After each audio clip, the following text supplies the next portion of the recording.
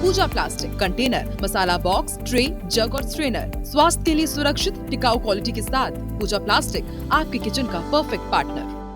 सबसे पहले आपको बताते हैं नक्सलियों से जुड़ा हुआ एक बड़ा अपडेट, और साथ ही साथ इस वक्त की एक बड़ी खबर। झीरम हमले का मास्टरमाइंड आज सरेंडर करेगा।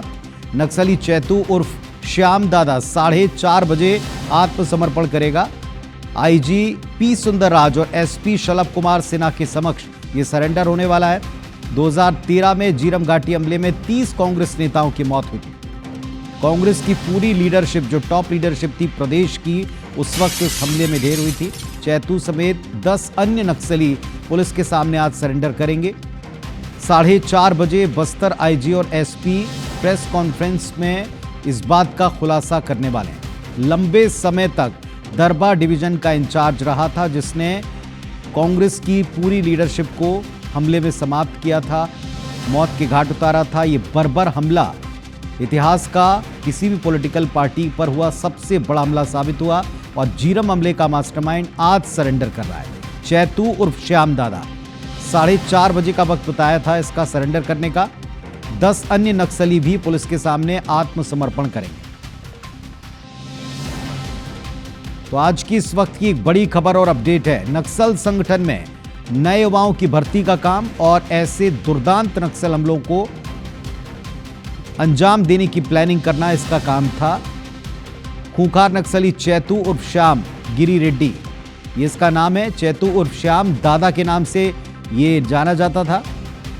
आंध्र प्रदेश का रहने वाला है। छत्तीसगढ़ में कई साल तक नक्सल संगठन में एक्टिव रहा। लाल लड़ाकों को ट्रेनिंग देता था, ये नक्सली बनाता था युवाओं का ब्रेन वॉश करके। नक्सल संगठन में नए युवाओं की भर्ती का जिम्मा था। बस्तर के कटे कल्याण दरभा इलाके में सक्रिय था। भैरमगढ़ मलांगीर इलाके में सबसे ज्यादा इसकी एक्टिविटी देखी गई। इन इलाकों में कई हमलों का मास्टरमाइंड रहा है, और बस्तर के अलग अलग थानों में इस पर कई एफआईआर दर्ज हैं। और हमारे सहयोगी नरेश मिश्रा हमारे साथ में जुड़े हुए हैं। नरेश जी बताइएगा, 10 से ज्यादा नक्सलियों के साथ चैतू सरेंडर कर रहा है, ये बड़ा एक माइलस्टोन हो सकता है जो अभियान चल रहा है उसमें? ये देखिए बहुत बड़ी उपलब्धि है इस लिहाज से भी, क्योंकि दरभा जो क्षेत्र है यहाँ काफी बड़ी संख्या में नक्सली अभी भी मौजूद थे।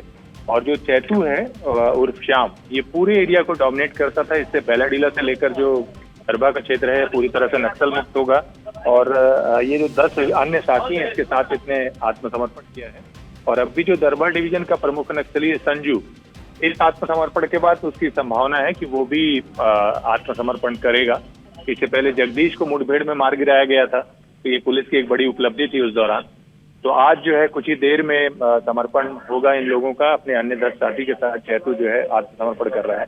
दंडीकारण स्पेशल जोनल कमेटी के एक और सीनियर नेता ने जगदलपुर बस्तर को चुना है आत्मसमर्पण के लिए, और ये तेलंगाना का मूल रूप से रहने वाला था। पी गिरी रेड्डी इसका नाम है, और लंबे समय से इसकी तलाश पुलिस को थी। और क्योंकि आप देखिए कि साल 2013 में अगर 10 के बाद की जितनी 15 तक की बड़ी घटनाएं थी, उन सारी बड़ी घटनाओं में इस नक्सल की महत्वपूर्ण भूमिका रही है। तो इस लिहाज से भी इसका आत्मसमर्पण खासा महत्वपूर्ण है। अब इसके बाद में दरभा डिवीजन के हिसाब से अगर आप देखें तो क्या ये माना जाए कि डिवीजन साफ हुई है, या कोई और बड़े नाम लीडर्स बचे हैं? देखिए अभी भी दरभा में कुछ नक्सल्स तो बाकी हैं जिनका आत्मसमर्पण होना है, पर वो लगभग क्षेत्र छोड़ चुके हैं, इस क्षेत्र में सक्रिय नहीं है।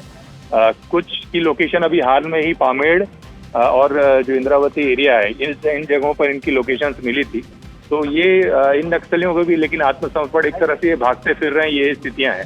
इनको कोई प्रॉपर नेटवर्क या आत्मसमर्पण या वापसी का रास्ता नहीं मिल रहा है, पर जल्दी ये लोग भी हो सकता है कि वापसी करेंगे, क्योंकि इनको कोई माध्यम नहीं मिल रहा है। कुछ संख्या जरूर बाकी है, पर ये सक्रिय नहीं है।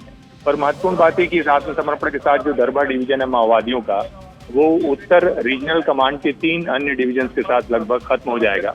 और यहाँ की जो गिनती की 2-4 लोग हैं वो यहाँ से भागकर दूसरे राज्यों में हैं, या तो जैसे एमएमसी जोन में सुरेंद्र की बात आ रही थी कि वो भी अभी उस तरफ रहा है, या उसके साथ जुड़े अन्य नक्सली हैं वहाँ पर अभी भी, और बाकी जो है वो अब दरभा के क्षेत्र में नहीं रहे।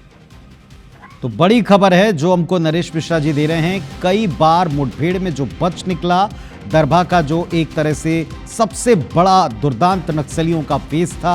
मार्च में भी दंतेवाड़ा बीजापुर में इसके मारे जाने की खबर थी, लेकिन तब वो वहां से बच निकला था, भाग निकला था।